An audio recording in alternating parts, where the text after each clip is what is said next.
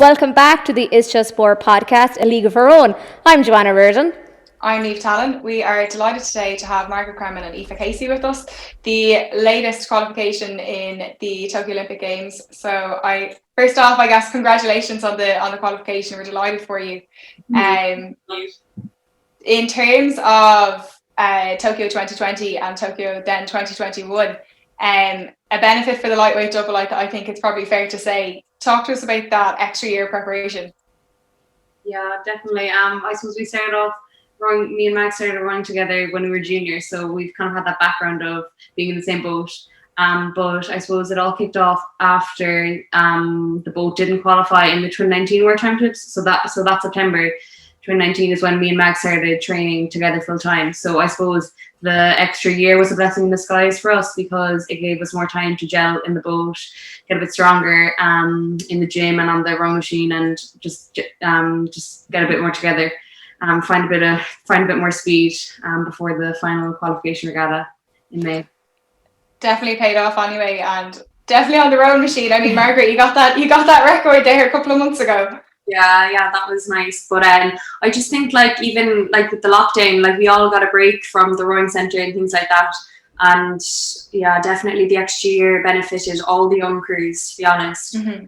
And so we're grateful for that. What are some of the niches in terms of rowing together? What are the signals? What do you have to sync up in to make it work? As a non-rower in this entire conversation, I'm just curious to what makes a synced up, I don't know, couple, unit, whatever you want to call it. I suppose Aoife makes the calls, the technical calls, and executes a race plan during the race or whatever. She'd be talking really all of the race, but which is good because it sets us up well. It gets us into a rhythm, and yeah, I think you kind of have to do that in order for it to work, for it to gel, and so that's really important. I suppose Max does set the rhythm, being because Max is in front of me in the boat, so she's the easy job of being able to do whatever she wants, and then I just behind. So at the most part, it's pretty easy, but yeah, the more time in the boat, the better, just for this fine tuning everything. Mm-hmm.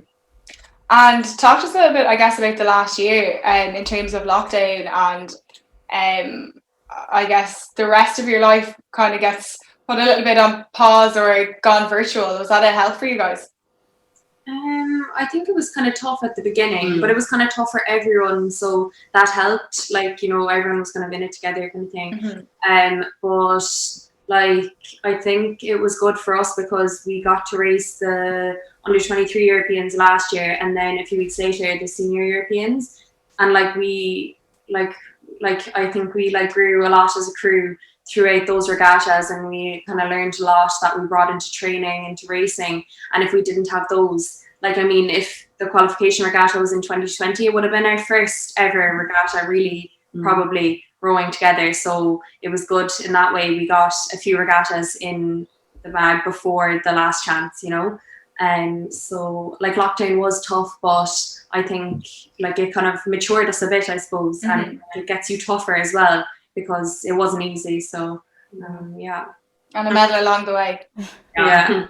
And we both did college this year as well, so we kind of lockdown training was hard, but we were able to train at the wrong national center, and because of that, then all college was online. So I definitely benefited from being able to log on to or watch a video lecture at 10 o'clock at night instead of having to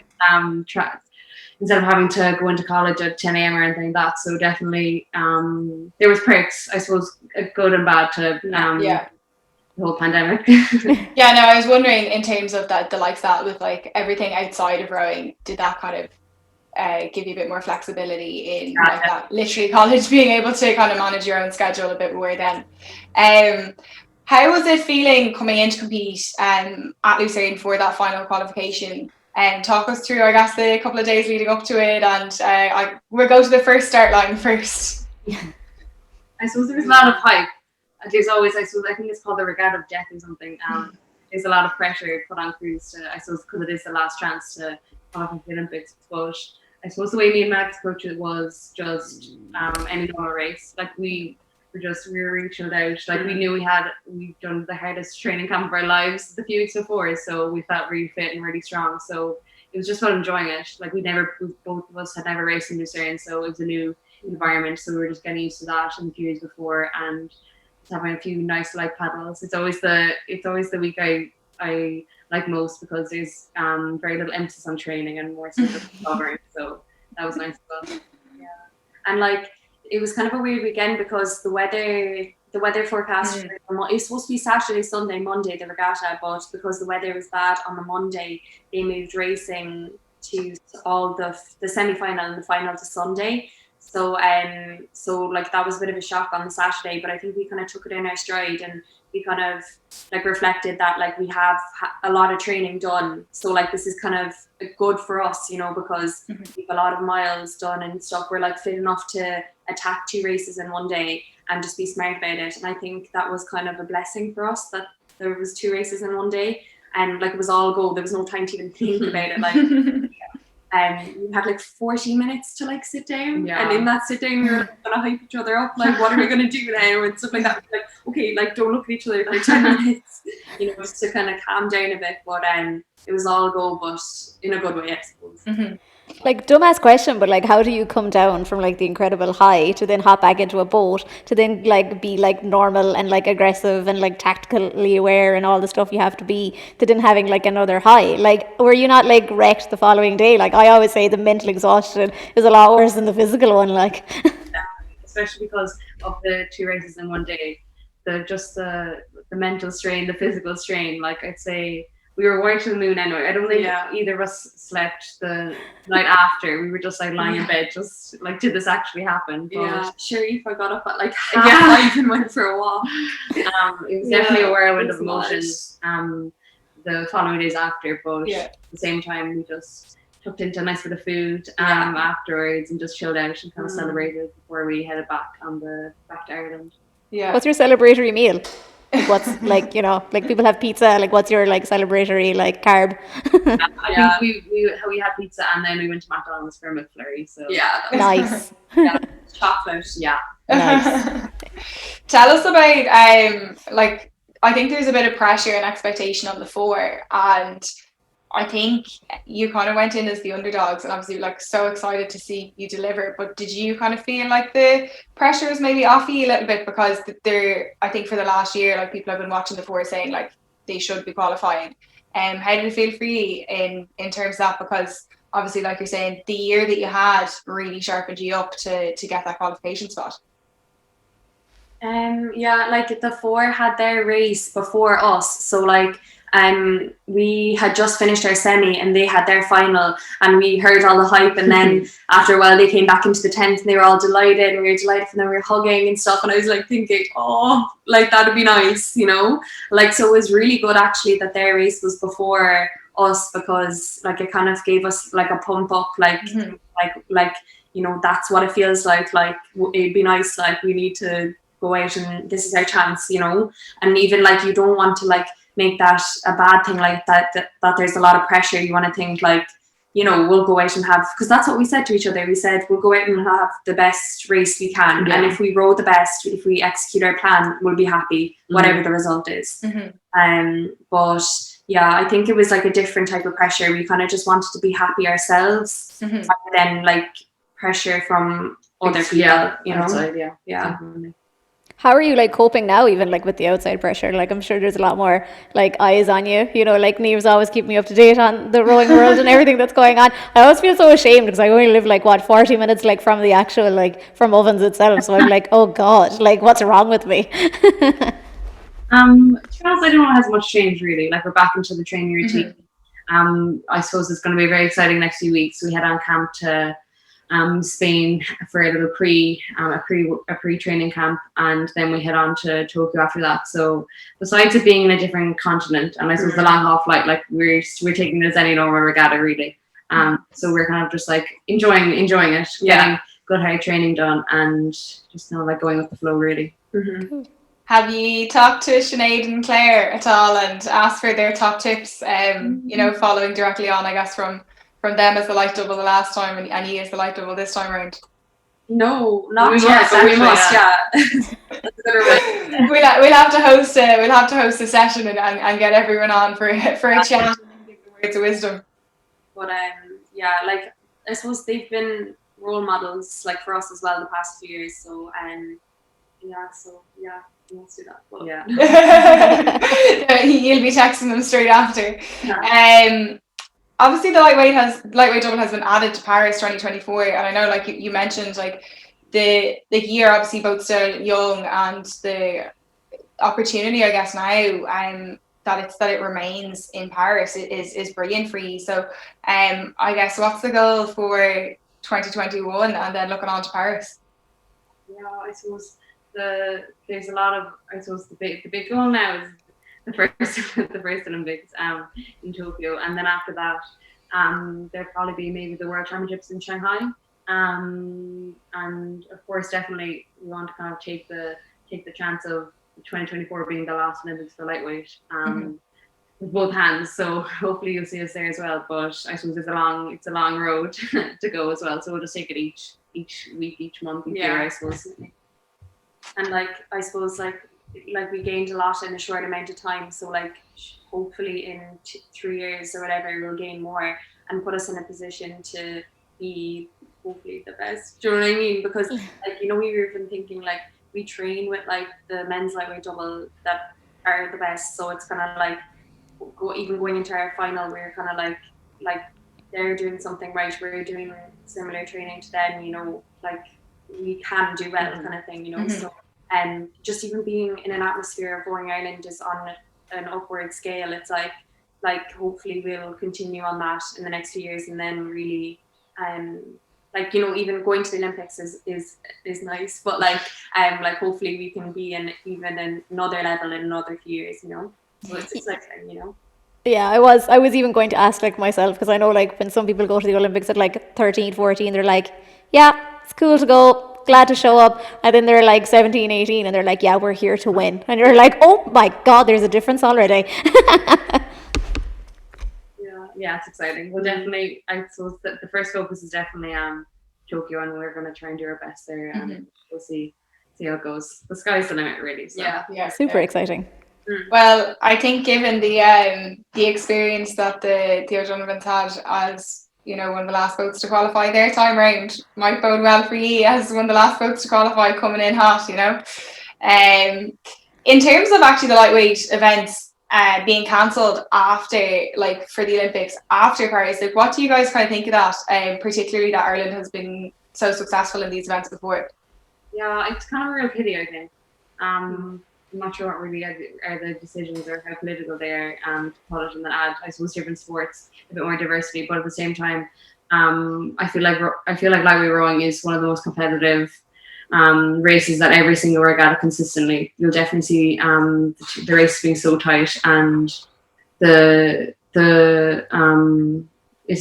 suppose the competition is just so high because there is only one Olympic event. So definitely it's a bit of a pity that it's going, but we'll try and make the most of it the next few years, definitely.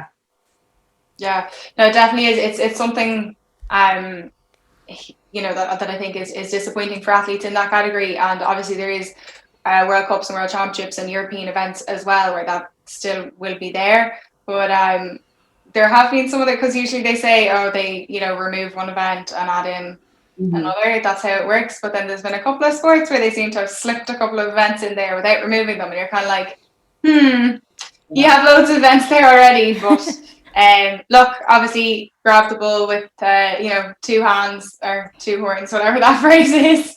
You have another shot now, looking towards Paris as well, which would be brilliant. Grab the bull by the horns, Niamh. I was like, two hands. I was like, anyway, you get what I'm saying. You talked about competing together for like several years, so like you have kind of almost grown up together, and talk to us a bit, I guess, about what it's like in all that training and just being kind of as a unit. Well, I suppose, we first started rowing together in 2017, so four years ago, was that? 4 years ago, yeah. So we went to the Junior European Championships and we got a silver medal at that, and then we went to the Junior Worlds. So it was kind of like, it was it was nice that we qualified the boat together, because it was like, geez, like we were kind of even laughing after the race, like state of us, like the two of us, like qualifying for the Olympics. You know what I mean? Like it was gas, like, but it definitely meant a lot because we've like, you know, there's been ups and downs and all these kind of things, but we did it in the end. And I think even we were saying, like in the last like 2 minutes of the race, it was kind of like we can either do this or not, you know, kind of way. And it was kind of like, no, like we have like anyone, like we've made sacrifices and stuff, and it's like this is our chance now to do it. There's 2 minutes left in the race, like you can do it or not. And it was like,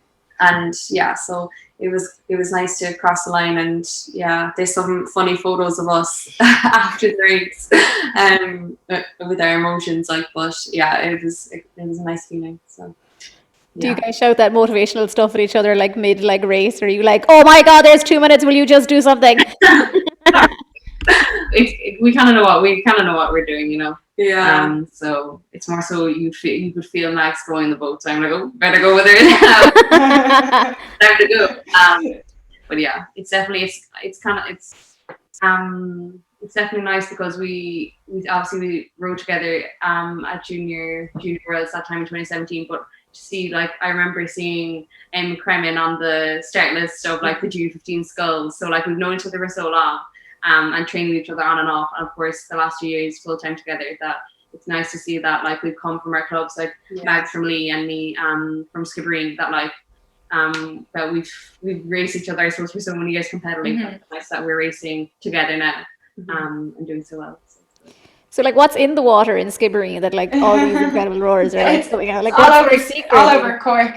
It's all over Cork. I mean, Niamh, we're a fine county, like you just have to admit it. Just a good training environment, I think. We've really come on leaps and bounds in the past few years with those clubs, so it'll be exciting. I think that hopefully the national rowing championships will go ahead in August. I think they're planned for this year, so that'll be a really good event. Just for all the young athletes and old athletes as well. I definitely, my heart went out for them during lockdown because after a few weeks we were allowed training in the rowing centre, but I know my brother and sister were training in their home gym for a solid 12 months. That they've only been back on the water recently. So definitely, I think that the community in Ireland has really prospered over the hard months of lockdown, I think. So it'll be exciting to get back racing on the water. Yeah, absolutely. Yeah. Talk to us a little bit about having your dad involved in the coaching scene, Aoife. What's that like for you? Because we talked to a couple of different people about, you know, being coached by their parents. So it's, to be honest, because he's been my coach for so long, I don't really know any different really. He's my coach on the water, but at the dinner table there wouldn't be too much talk of rowing. So it's kind of finding that balance. But I suppose we all have the same goal really of just trying to make the boat go as fast as we can. So when we're on the water, we're all three of us will be focused on just what do we need to do to get this spin a bit better, to see how fast we can go in the next spins, that sort of way. So it's really just teamwork. I think that's what it comes down to. Has there ever been like a mad disagreement, door slam, I hate you, and then 2 seconds later you're like, cool, let's roll? No. We're not as training as that, unfortunately. Talk to us about the women's program. Like, obviously the last couple of years have been really successful. So what's it like being part of that?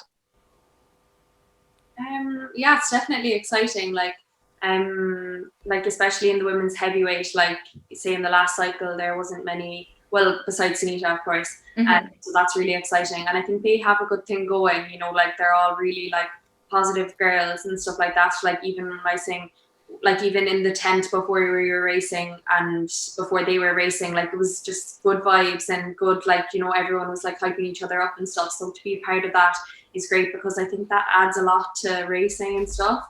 But I think like seeing others do well kind of like pushes you on as well. Like it has an effect, you know. So I think everyone just kind of had an effect on each other and things like that. So yeah, it's nice to be definitely.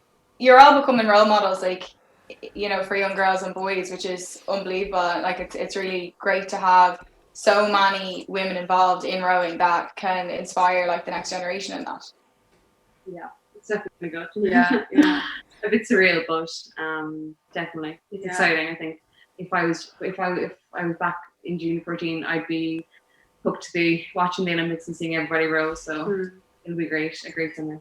We'll make sure to have all the times up and know exactly when you're racing anyways for those J14s. I think it'll be in the middle of the morning or the middle of the night though, which will be the one downer.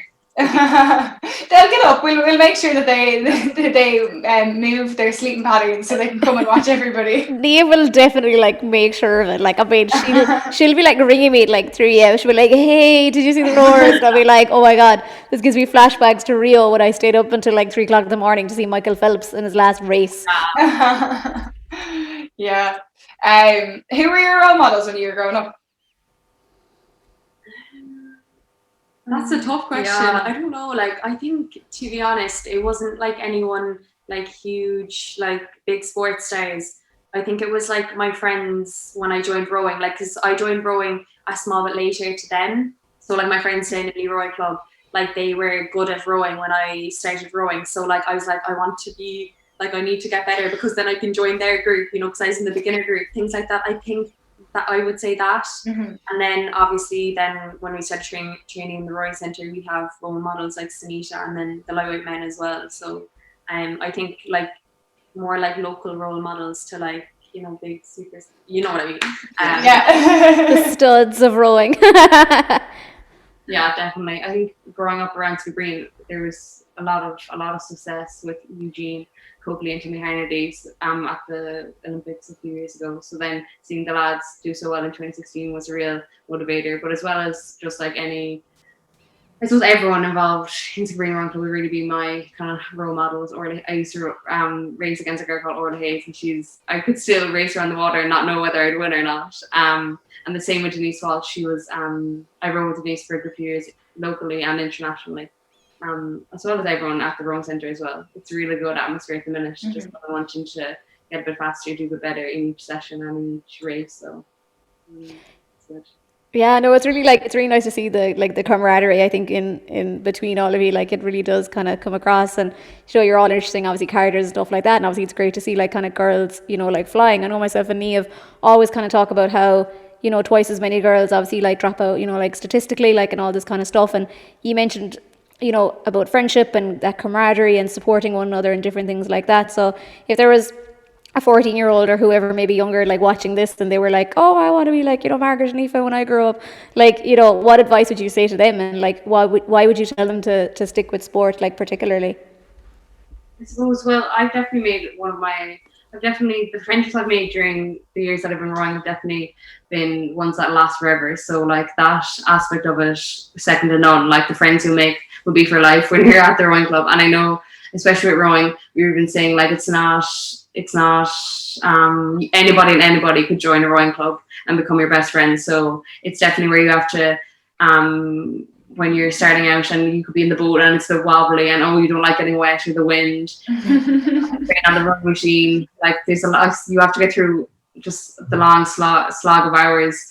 But it definitely pays off if you're willing to work hard. That definitely getting through the winter training, and then I always used to love like when it's just the start of spring, the weather would start to calm down and you'd be on the water, and then just my competitive nature would take over, racing everybody and anybody on the water. That it definitely pays off when you just keep the work ethic and training hard, but as well as enjoying it. Definitely. In terms of like the volume of training that you do, like obviously it's a huge amount, and that can happen, you know, in different sports from a young age. So talk to us about the importance of fueling, you know, correctly, and, you know, making sure that your body's prepared for the next day or the next week of training. Yeah, I suppose like especially for us, like in lightweight, it's important for us to keep on top of that. And I think like as you like throughout the years of being a lightweight, you learn more and more. Like we're still learning a lot about it. Like if to see the benefits in training, you do need to be on top of that. And I think there is a lot of like help out there about that, but like it would be great to like keep that conversation going, you know, and people, yeah. So I think it's definitely a really important aspect, and especially in lightweight. But I would say that like we're consistently learning more and more, even like for Tokyo with the heat and stuff like that. It's interesting to like find out the different strategies we need to follow to like make sure that our performance is our best performance we can do. Yeah, so definitely really important. Even for a beginner, heading out to do a rowing session, even just bring a banana or like thinking ahead, to think, oh, what am I going to have post session? I think that even starting with that simple step of, okay, just planning a bit ahead and being a bit more organized with food and stuff like that, that can go a long way when you can be waiting to be collected from the club and it could be hours. Definitely just being prepared. What about advice for those who don't like getting wet? I don't know, wear a few layers. Deal with it. Maybe a different sport, but Working in Ireland, it's not the most ideal climate, but sure enough. yeah, it's depending on this. Look, if people don't like the wind and the rain, there's loads and loads of sports out there for people to try. But we've promised Joanne to get her out and about at some stage. I'm buzzed, guys. I'm buzzed. Definitely. I want to like do the thing. Well, I know like there's a name in it, and he was gonna like actually tell me off. But I know I want to be the person who stands at the top. Oh, the cops, yeah. Yeah, I want to be that person. Not the doer. I want to be the teller. You'd be grand, and that suits you. I'm happy out. While we're on the conversation of food, what do you do kind of over in Japan? Because obviously the food is a bit different, and have you kind of planned for that kind of thing? To be honest, I'd say it'll be grand. We'll take it as it comes. Mm-hmm. We won't be eating too much before the race because we have to weigh in, but we just make sure that it's the right amount of carbs, protein, fruit and veg, and all those vitamins and minerals as well. So it's just about we'll adapt. I think we all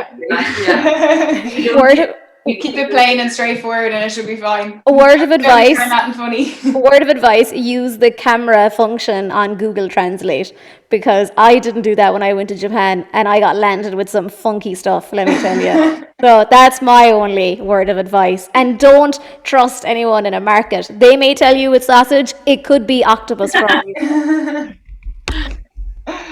Yeah, it's definitely very exciting. Anyways, thanks Emil for taking the time to chat to us. We wish you the best of luck with the upcoming weeks and obviously the Olympic Games. We'll be watching you every step of the way. So thanks again for taking the time. Thank you, and thanks for having us on. Thanks very much.